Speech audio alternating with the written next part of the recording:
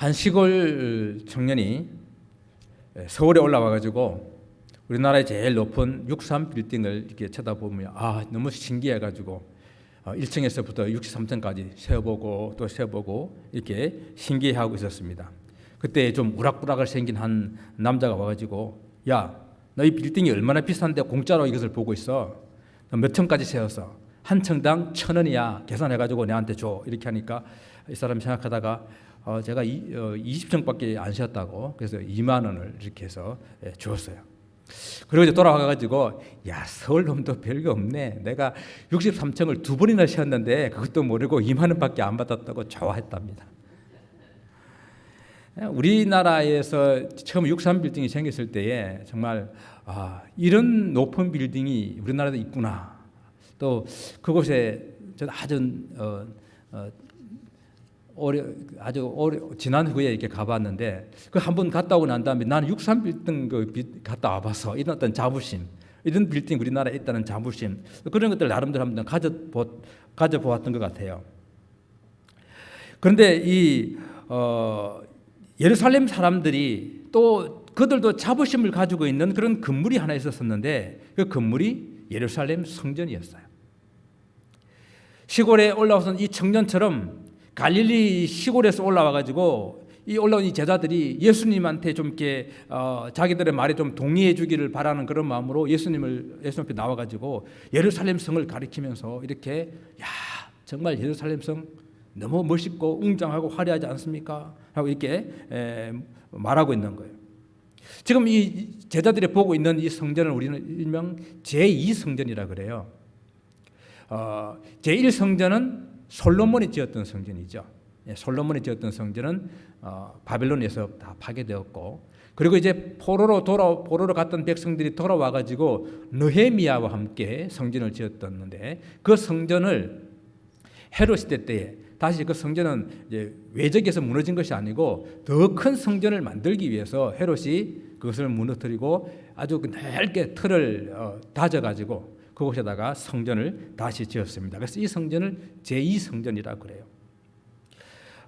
헤롯은 우리가 일명 좀 악한 왕으로 이렇게 기억을 하고 있잖아요, 그죠? 그럼에도 불구하고 헤롯은 이스라엘 역사에 있어서 아주 많은 그런 건축물들을 남겼습니다. 아주 건축 왕이라고 할 정도로 건축을 좋아했고 또 그에 대한 조예가 아주 깊었습니다. 그래서 지금 이스라엘의 성지를 가게 되게 되면은 그 헤롯이 만들어 놓은 많은 건물들을 사람들이 보고 다니게 되는데 바로 이 성전이 주전 20년부터 지어가지고 AD 64년에 완성될 정도로 84년 정도 이렇게 긴 기간 동안에 성전을 짓고 있었습니다. 그러니까 지금 예수님께서 저들과 함께 보고 있는 이 성전도 완성된 것은 아니지만은 아주 그 모습이 화려하고 웅장한 그러한 성전이었습니다.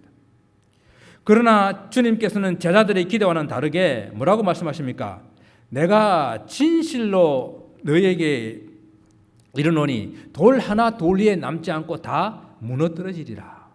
그냥 무너지는 것이 아니라 누군가에 의해서 무너지게 될 것이다 라는 말씀을 하고 계십니다. 예루살렘 성전의 파괴는 곧 예루살렘의 멸망을 말하는 것입니다. 예루살렘의 멸망은 곧 이스라엘의 멸망입니다. 예수님의 제자들은 이 이스라엘 멸망을 어떻게 이해를 했냐면은 주님께서 다시 오는 재림의 시기와 함께 연결해가지고 그렇게 이해를 했었습니다. 그럼 실제적으로 예루살렘 성이 주 70년에 디도 장군에 의해서 멸망을 받게 되게 되는데 이때와 주님이 재림하는 시기는 같은 시기는 아니에요. 예루살렘 멸망이라는 이 사건이 장차 인류의 종말을 갖게 될 그런 예수님의 재림의 사건과 대비하여서 예언을 하고 있는 부분인데 이런 것들을 성경에서는 이중구조의 예언이라 그래요. 이중구조. 그러니까 지금 일어날 수 있는 이런 이야기를 말하는데 이 말하는 의미는 지금 현 시대뿐만 아니라 장차 앞으로 오게 될 그 일까지도 같이 그 의미를 담고 있는 그런 예언. 이것은 시간 어떤 순차적으로 되는 것은 아니지만은 우리가 멀리서 산을 보게 되면 산이 서로 겹쳐 있잖아요. 겹쳐 있는데 다 한 산으로 보이지만 실제로 가서 보게 되게 되면 또 먼 치에 이 산이 있는 것처럼 이게 전체적으로 보게 될 때는 한 그림으로 보이는 이러한 이중구조, 다중구조의 예언이라 그래요. 예수님의 종말에 대한 예언도 그런 예언입니다. 이사야 선지자가, 예레미야가, 에스겔이, 다니엘이 그때에 곧 그 나라의 이스라엘의 멸망을 예언했지만은 그 이스라엘의 멸망은 단순히 멸망뿐 아니라 장차 인류의 멸망을 함께 예언하고 있는 그러한 예언이죠. 그래서 주님께서 예루살렘 멸망을 이렇게 예언하셨는데 그 예언 이후에 40년이 지나고 다음에 진짜 예루살렘은 로마의 디도 장군에 의해서 성전이 다 멸망하고 저 요즘에 가가지고 이스라엘 가서 보고 있는 그 성전은 성전의 서쪽 벽 일부분만 남겨놓은 거예요. 그래서 역사에서 이렇게 훌륭하고 멋있고 아름다운 강한 성을 우리가 무너뜨려 버렸다라는 것을 후대에 이렇게 전하고 싶어서 그 부분만 남겨놓았다라는 그런 이야기가 있습니다. 그러니까 없어진 겁니다. 예루살렘은 이와 같이 2번이나 멸망을 당했습니다. 그런데 이 하나님의 성전이 무너진다는 이 개념은 유대인들로서는 상상할 수가 없는 그런 생각들이었습니다. 우리는 늘 함께 고민을 해야 됩니다. 우리가 함께 세워간 이 교회 공동체가 정말 사랑의 공동체인가? 정말로 서로 사랑하는 그런 공동체인가? 늘 질문을 하면서 우리 함께 가야 됩니다. 우리 몸이 또한 하나님의 거룩한 성전이라고 그랬잖아요. 성령이 거하시는 전이라고 그랬잖아요. 그렇다고 한다면은 정말 우리의 모든 삶 가운데에서 우리가 하나님께 올려드릴 만한 아름다운 성전의 모습을 가지고 있는지 우리는 늘 질문하면서 성도라는 이름을 있는데 그 삶은 전혀 성도답지 못한다고 한다면은 하나님의 이름을 두고 그곳에 영영이 내 이름을 두리라 하신 그 성전도 하나님께서 무너뜨려 버리셨는데 그래서 우리는 이러한 교훈을 분명히 그곳에서 받아야 됩니다. 예수께서 감난산에 앉으셨을 때에 제자들이 나와서 질문을 합니다. 어느 때에 이런 일이 있겠사오며 또 주의 임하심과 이 세상 끝에는 무슨 징조가 있겠습니까? 2가지 질문이죠. 2가지 질문입니다. 하나는 마지막 때의 그 시기가 언제냐라는 것이고, 그리고 그때에 주님의 재림 시기와 함께 연결되어서 그때에는 무슨 징조들이 있겠는가 하는 질문입니다. 예루살렘의 멸망을 인류의 멸망, 종말의 비유를 이렇게 했다고 한다면은 예루살렘이 멸망한 것처럼 이 세상도 반드시 끝이 날 종말이 있을 것이라는 분명한 우리는 결과를 알 수가 있어요. 그래서 우리는 지금 현재 살아가면서 수많은 일들을 경험하고 있는데 성경에서 말씀하고 있는 그러한 징조들을 우리는 지금 경험하고 있으면서 이렇게 질문을 해봐야 됩니다. 혹시 주님 지금이 그때입니까? 그러면 우리는 어떻게 준비를 해야 됩니까? 또 우리는 지금 만약 그때라고 한다면, 그때가 아주 가까이 왔다고 한다면 무엇을 해야 합니까? 질문을 해봐야 합니다. 오늘 주님 앞에 질문했던 이 제자들에 대해서 주님께서 말씀을 해주시게 되는데 먼저 그때에 일어날 징조들에 대한 말씀을 이렇게 해주시게 됩니다. 그때에는 말세가 되게 되면은 많은 사람들이 종교적인 미혹을 받게 될 것이다라고 말씀을 하셨어요. 그런 종교적인 미혹 중에서 첫째는 거짓 그리스도가 많이 일어날 것이라 하였습니다. 이 거짓 그리스도라 하는 것은 내가 그리스도다라고 말하는 거예요. 내가 메시아다라고 말하는 거예요. 내가 구원자다, 나를 믿어야 구원을 얻는다라고 말하는 사람들이 거짓 그리스도입니다. 이런 사람들이 많이 미혹을 한다 그랬는데, 미혹한다 하는 건 mislead 하는 겁니다. 잘못 인도하는 거예요. 잘못된 길로 데리고 가는 거예요. 그런 사람들이 많이 일어나게 될 것이고, 또한 2번째는 거짓 선지자들의 미혹이 있을 것이라 그랬습니다. 거짓 선지자들은 어떤 사람들인가?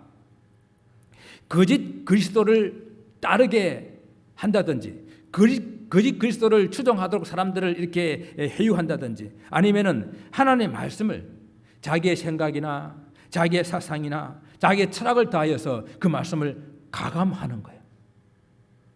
변경하는 거예요. 자기 중심적으로 해석하는 거예요. 그래서 하나님의 뜻을 허트려 버리고 주님의 뜻을 허트려 버려서 사람을 자기를 따르게 하고 자기 생각을 따르게 하고 주님께서 받을 모든 그 영광들을 자기가 다 받아버리고 자기 배를 채우는 그러한 거짓 선지자들이 일어난다 그랬습니다. 그런데 문제는요, 이런 거짓 그리스도나 거짓 선지자들의 사람들이 많이 미혹이 된다라는 겁니다. 많이 배웠다고요? 상식이 있다고요? 그 소용없더라고요.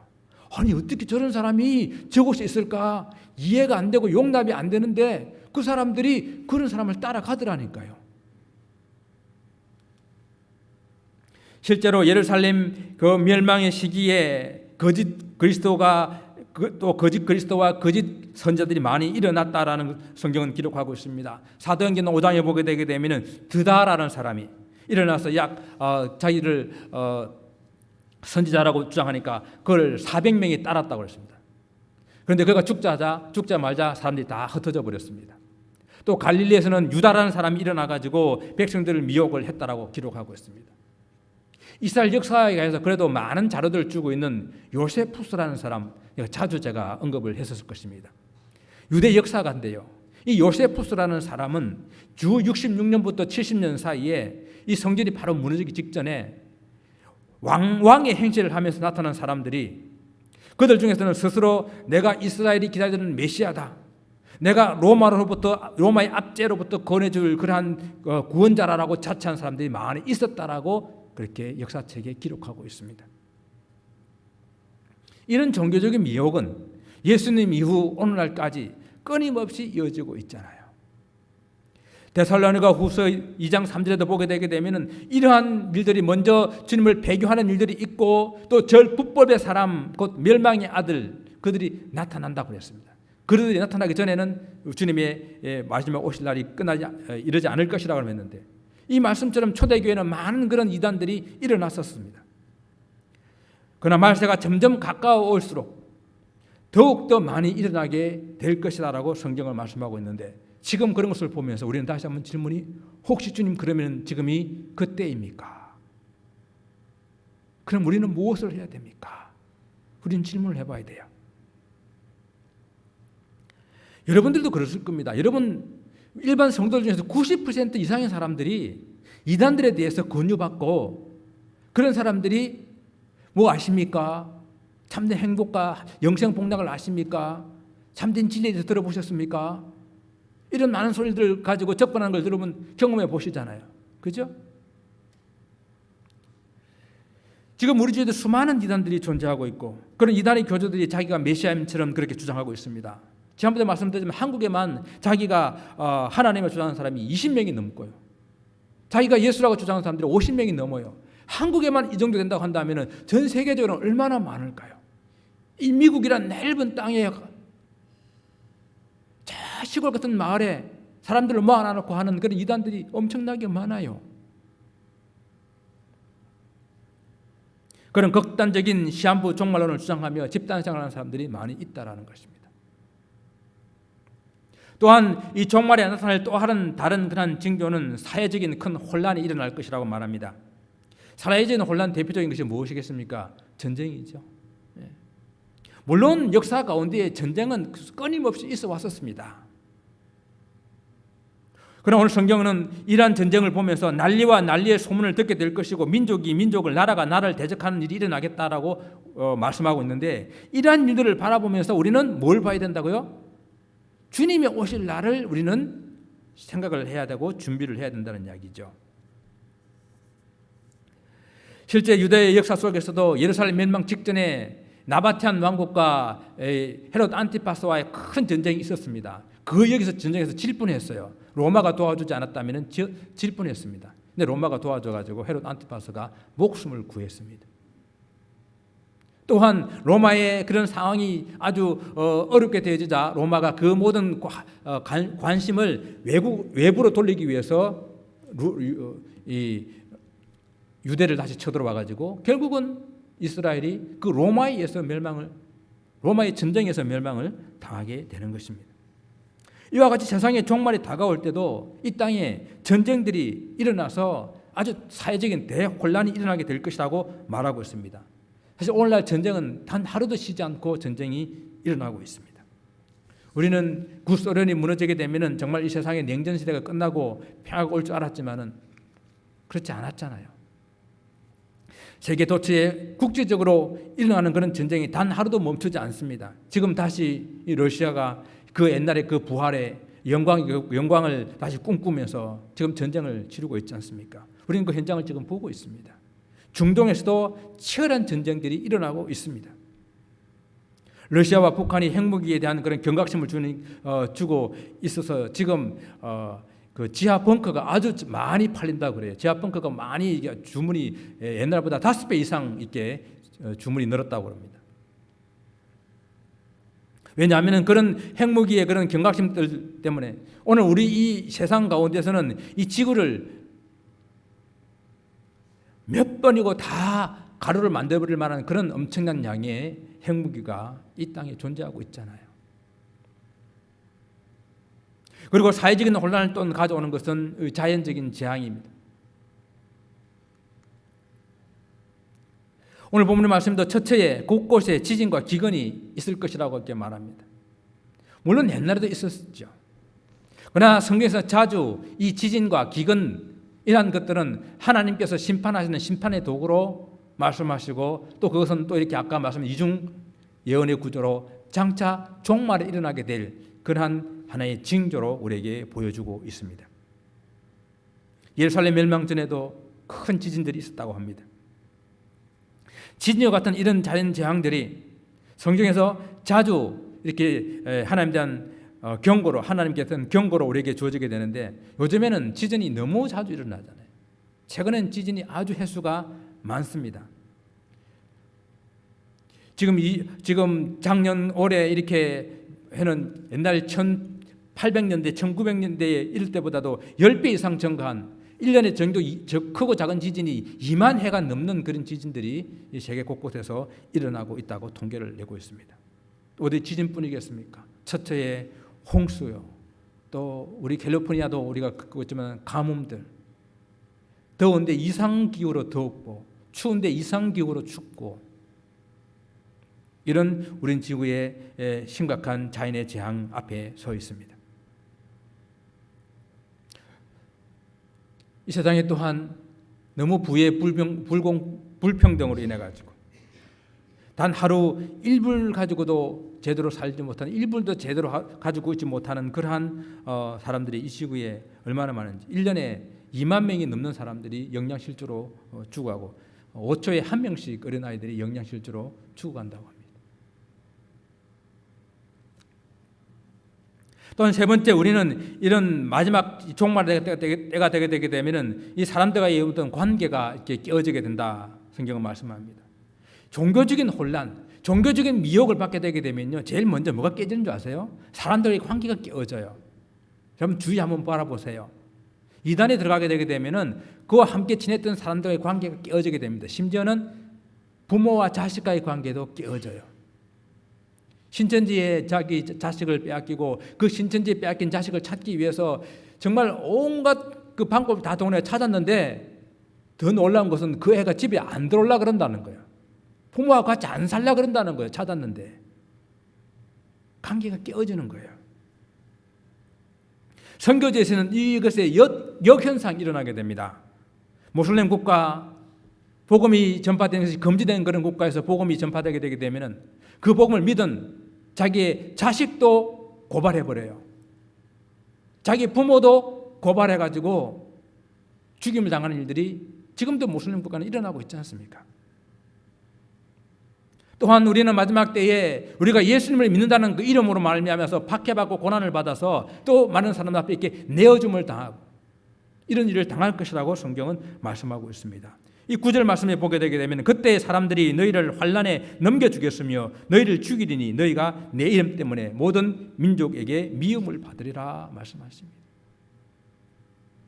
관계가 깨어지는 거예요. 전쟁이나 지진이나 기근 같은 그런 재앙들도 사람들과의 그런 관계를 단절시키게 됩니다. 오늘 보면 10절의 말씀입니다. 그때 많은 사람들이 실족하게 되어 서로 잡아주는 데 내어주고 서로 미워하겠다 그랬거든요. 물론 어떤 경우에서는 좀 힘들고 어려울 때 서로 결속력을 주는 것도 있어요. 그러나 많은 부분에, 대부분의 부분에서는 이런 어려운 부분들이 좋아하던 사랑하던 사람들과의 관계도 깨어지고 가족들의 관계도 깨어지는 그런 일들을 주게 됩니다. 그리고 마지막 때가 되면 정말 불법이 성행하게 되어지고 무엇보다도 사랑이 식어진다는 것입니다. 이 사랑이 세상에만 사랑이 식어지는 것이 아니라 정말 우리 교회 이름 안에도 예수 사랑이라는 이름이 들어있지만은 사랑을 가장 강조하는 교회 안에서도 사랑이 식어져가는 그런 현상들이 일어나게 될 것이라는 것입니다. 사도 바울은 이때를 잘 말씀으로 예언하면서 디모데후서 말씀에서 말세에 고통하는 때가 이르리니 사람들이 자기를 사랑하며 돈을 사랑하며 자긍하며 교만하며 회방하며 부모를 거역하며 감사치 아니하며 거룩하지 아니하며 무정하며 원통함을 풀지 아니하며 조급하며 자고하며 쾌락 사랑하기를 하나님 사랑하는 것보다 더하며 경건의 모양은 있으나 경건의 능력은 부인하는 일, 그런 일들이 많이 일어나게 돼가지고 정말 마지막 때에 믿는 자를 볼 수가 없는 그런 형편이 될 것이라고 예언하고 있습니다. 그런 이런 현상들이 지금 현재 일어나고 있지 않습니까? 그럼 우리는 다시 질문해 봐야 된다고 했죠. 주님, 지금이 그러면 그때입니까? 그러면 우리는 무엇을 해야 됩니까?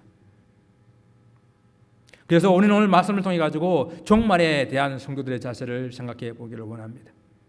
본문에서 가까운 시기에 예루살렘 성전에 멸망할 것을 주님께서 예언하셨는데 이것이 또한 장차 있게 될 주님의 재림과 함께 오게 될 세상의 종말을 함께 예언하는 이중구조라고 말씀을 드렸죠. 이중구조. 예루살렘 멸망과 함께 고난을 당하게 될 그런 제자들이 초대교회에서만 당하는 그런 고난이 아니라 이 고난은 먼 훗날 이 땅에 주님이 재림하기 전에 이 땅이 함께 당하게 될 그런 고난. 그렇다면 지금 우리 혹은 우리 후세대 아니겠습니까? 그래서 성경이 주시는 교훈을 가지고 이 마지막 때에 우리가 뭘 해야 되는지를 생각해 보기를 원합니다. 성경은 우리에게 미혹되지 말라 말씀하십니다. 마지막 때가 되게 되면은 적 그리스도, 거짓 그리스도와 거짓 선지자 혹 거짓 교사라고 하기도 하죠. 이런 사람들이 많이 일어나서 사람들을 미혹할 것입니다. 이런 사람들이 일어나는 것, 이것은 막을 수가 없어요. 이것은 일어날 거라고 말씀하셨기 때문에 일어날 수밖에 없는 거죠. 세상에 이단들이 많이 일어난다고 걱정할 필요가 없습니다. 중요한 것은 뭡니까? 그들에게 우리가 미혹되지 않는 거예요. 이단들과 거짓 선지자들, 이들은 너무도 진짜처럼 만들기 때문에, 너무도 진짜처럼 그렇게 다가오기 때문에 쉽게 구별이 잘 안 되고 분별하기 쉽지가 않아요.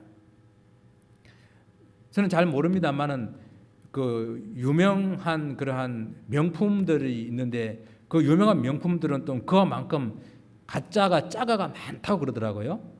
그럼 그 짜가를 또 구분하는 것들이 또 이렇게 어떻게 구분하는지 이렇게 다 온라인에 올라와 가지고 그 뭘 뒤져보고 이게 뭐가 돋보기를 쳐다보고 이래 가지고 또 짜가를 구분해내더라고요. 뭡니까? 진짜와 너무도 유사하기 때문에 구분하기가 어렵다라는 거예요. 이단들이 교회에 스며시 들어오게 될 때도 도대체 이 사람이 정말 너무 잘 믿는 사람처럼 보이기 때문에 사람들이 다 쏙는다는 거예요. 이단의 교회를 간판에 올렸는데 전혀 이단의 냄새가 나지 않기 때문에 사람들은 쏙는다는 거예요. 많은 사람들이 그것에 미혹됩니다. 그렇지만 그렇기 때문에 우리는 마지막 때 정말 정신을 차리고 분별해서 미혹되지 말아야 된다는 겁니다. 그들은 심지어 주님의 이름으로 와서 미혹한다고 하잖아요.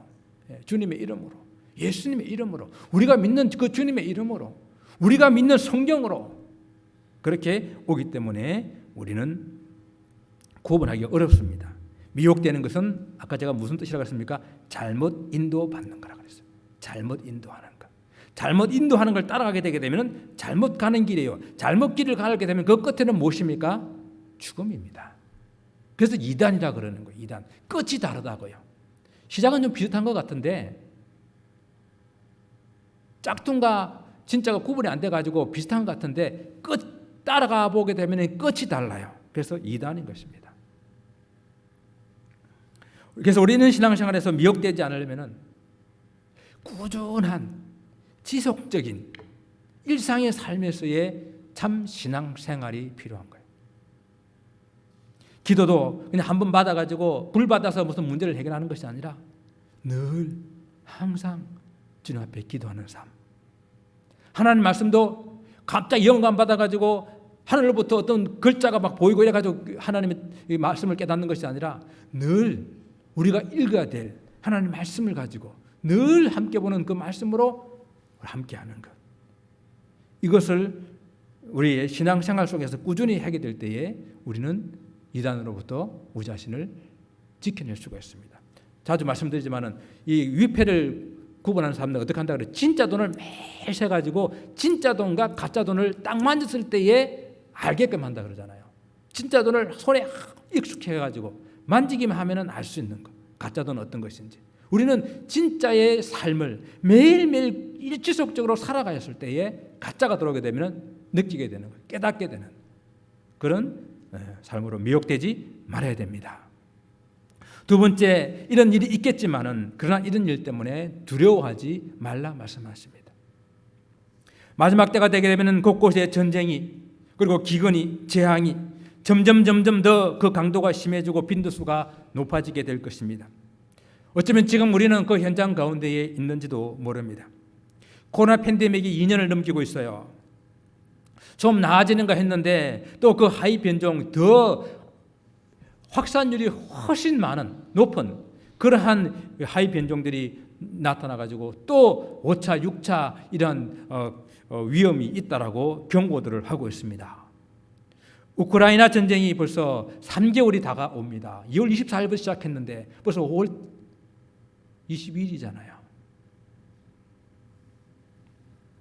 우크라이나 위에도 현재 분쟁 중인 그런 국가나 지역이 26곳이나 있습니다. 이 지구상에. 올해 아직 5월달밖에 안 됐는데 2022년에 전쟁으로 죽은 숫자가 2만 5천 명이 넘습니다.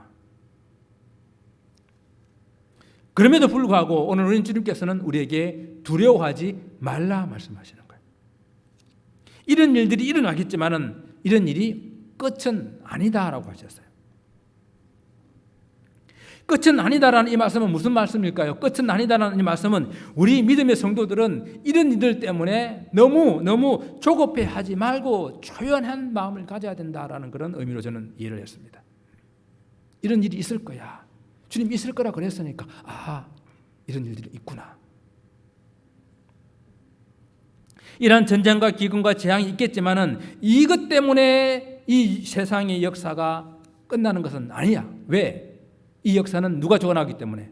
우리 하나님께 주관하고 있기 때문에, 우리 주님의 주권 속에 있기 때문에 이런 일이 있겠지만은 이것 때문에 끝장나는 것은 아니다라는 것입니다.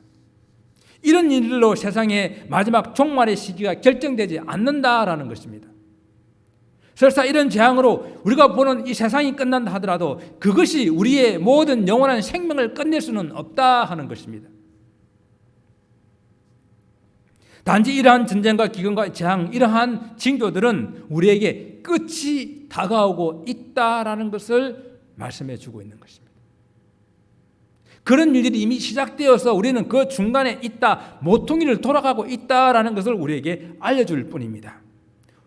성경은 이런 세상의 끝은 어떻게 해서 온다고 말씀하고 있습니까? 어떻게 돼야 된다고요? 주의 복음이 온 세상에 다 전파되어야 그때서야 끝이 오리라 라고 말씀하고 있잖아요. 그래서 세상의 끝은 그 끝을 주장하시는 분은 하나님이시고 그 끝이 올라고 한다면은 주의 복음이 세상 가운데에 전파되는 일, 주님의 백성, 하나님의 백성이 구원받는 그 일이 우선적으로 이루어져야 된다라는 것입니다. 그래서 우리가 이러한 일들을 바라보며 중요한 것은 무엇인가? 준비하는 것이죠. 준비하는 것입니다. 주님께서 예루살렘 성전에 돌 하나 도리에 남지 않고 다 무너뜨려지게 될 것이라고 말씀하셨고 그것이 주 70년에 실제로 무너진 것처럼 다시 주님께서 예언하고 있는 이 일들이 주님의 재림과 함께 심판의 날은 분명히 오게 될 것입니다. 이것을 믿는 우리 성도들은 오늘이라는 이 시간에 정말 주님의 말씀을 굳건하게 붙들고 주님을 확실하게 믿고 믿음을 준비하며 사는 것, 슬기로운 다섯 처녀처럼 기름과 등을 준비하고 사는 삶, 이것이 우리에게 필요한 것이죠. 종말에 대한 모든 징조들은 우리 보고 준비해라고 하는 주님의 사인입니다. 믿는 사람들에게 종말에 영적인 박해가 고난이 가중될 것이라고 하셨습니다. 그러나 오늘 성경은 끝까지 견디는 자는 구원을 얻으리라 말씀하셨지 않습니까? 사랑하는 성도 여러분, 어느 때입니까? 주님께서는 시기는 말씀해 주지 않으셨습니다. 우리는 알 수가 없어요. 그러면 어느 징조들을 보고 계십니까? 우리가 징조들을 보게 될 때에 주님께서 점점 가까이 오고 계신다라는 것은 누구나 다 인정하는 그런 이야기입니다. 그렇다면 무엇을 어떻게 준비해야 할까요? 지금 우크라이나 전쟁을 통해 가지고 북한이나 또 러시아의 핵을 이렇게 위험 때문에 지하 벙커를 하나 준비할까요? 비싼 거는 한 2억 한다 그러더라고요. 싼 거는 한 5만 불짜리도 있대요. 그 안에 음식을 집어넣으려면 하면 7만 불. 그럼 그거 준비하면 되겠습니까? 세상 어느 가도 이렇게 정말 그런 위험으로부터 피할 수 있는 깊은 곳에 그런 곳을 준비해 놓고 하면은 우리가 이 종말을 준비하는 것이 될까요? 몇 년 동안 먹을 수 있는 충분한 양식을 준비해 놓으면 될까요? 어디 안전하다고 하는 그런 장소가 있어서 그곳으로 옮겨가면 되겠습니까? 다 부질없는 일입니다. 우리가 종말을 준비하는 것은요, 정말로 이 영원한 생명을 주관하시고 이 모든 것이 없어진 이후에도 우리를 하나님과 함께 영원히 살게 하실 분, 그 예수 그리스도, 우리 주님을 굳건하게 붙드는 것, 이것밖에 없다라는 사실입니다. 그리고 우리는 오늘 우리 하루하루에게 주신 그 주님의 주신 그 뜻에 맞게 묵묵히 살아가는 것입니다. 주님께서 나의 삶을 통해서 이루고자 하는 것이 무엇인가? 우리는 깊이 한번 생각해 보십시다.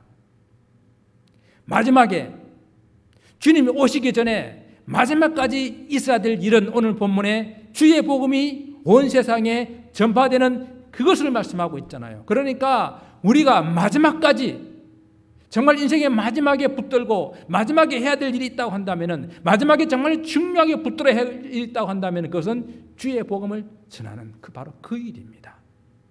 그 일을 하다가 주 앞에 서는 거예요. 그 일을 하다가 주님 맞이하는 것입니다. 사랑하는 성도 여러분, 정말 우리가 믿는 성도들에게는 이 세상의 전쟁이나 이 자연의 재앙이나 세상의 어떤 핍박이나 그것이 우리의 인생을 끝내고 우리의 삶을 종말시키는 것이 아니라 주의 복음이 이 세상 끝날까지 전파되는 그 일로 말미암아 끝나는 것이기 때문에 우리가 그 일을 하면은, 우리가 그 일을 하다가 주 앞에 서서 이 세상 사람들은 좀 알아주지 않는다 하더라도 잘했다, 수고했다, 칭찬받는 그런 저와 여러분 되실 수 있도록 그 마지막을 바라보며 달려가는 성도 되시길 주님 이름으로 축원을 드립니다.